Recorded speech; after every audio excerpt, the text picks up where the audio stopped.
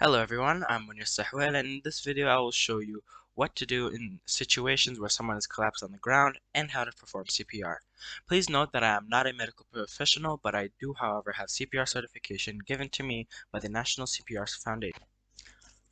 It's important to know that after more than 10 minutes of loss of oxygen to the brain, death will occur.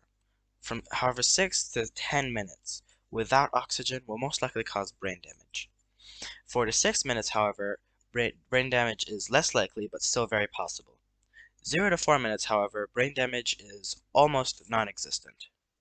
This video, however, will not cover an AED or an automated external defibrillator. This is because untrained rescuers should provide compression-only CPR, since it's easier for an operator/dispatcher to provide and guide instructions over the telephone. Firstly, what is CPR? CPR stands for cardiopulmonary resuscitation, and it is when a person performs chest compressions and breathing into a patient who has no pulse and who isn't breathing. Now, you might be asking, why is CPR important? Breathing and chest compressions will carry oxygenated blood throughout the body and to the brain. This simple act can prevent death and brain damage. But before performing CPR, there are a couple of things that you should do first. One, you're going to have to make sure that you and the patient aren't in any danger. If possible, solve the problem and eliminate the danger altogether.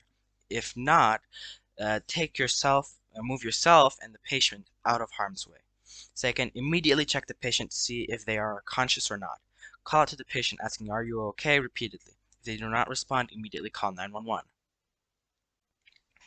Then, check for any obstructions in the airway, such as the tongue, foreign objects, vomit, swelling, or food that could be blocking the throat. If there isn't anything obstructing their airways, you're going to have to open it. To do so, you're going to have to tilt back their head with the palm of your hand on their forehead while gently lifting the chin with your other hand. Then, after you open their airways, put your finger or cheek next to the patient's mouth or nose to feel if they are breathing, while also looking for any kind of movement. If you can't feel the patient breathing or don't see him moving, and they're not responding to you calling out to them or trying to get their attention, immediately call 911 and begin CPR.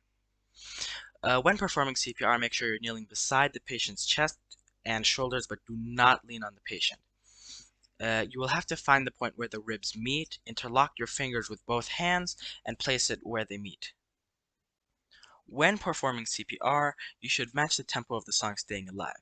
Also, you should make sure you're going 2 inches deep into the chest each compression.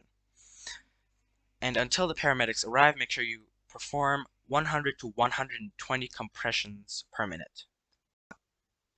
In addition to the 100 to 120 beats per minute, you're going to have to breathe into the patient so that you're actually pumping oxygenated blood throughout the body. First, there are multiple ways to do this, the most common being mouth to mouth, mouth to nose, mouth to mask, and very rarely mouth to stoma, which is not recommended. You're going to want to do mouth to mouth about once or twice every 30 compressions.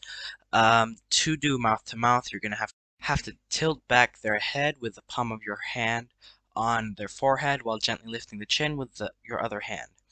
Then you're going to want to completely seal the patient's mouth with your own and cover their nose. Then you're going to breathe out until you can see their chest inflate.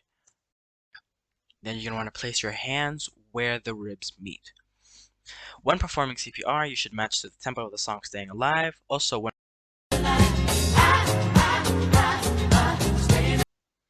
and you're going to want to do this until paramedics or a doctor arrives on the scene, because this, like I said again, this small act could save a life. Now here's what to do in a situation where an adult or an adolescent has collapsed on the ground. One, you're going to have to check for life, aka pulse and breathing. Second, you're going to ask anyone around you, see how long he has been unconscious for. Second, you're going to have someone call 911 and have someone else go look for help. Then you're going to want to start chest compressions around 100 to 120 compressions per minute, 2 inches deep every time, every compression, otherwise blood is not being pumped properly.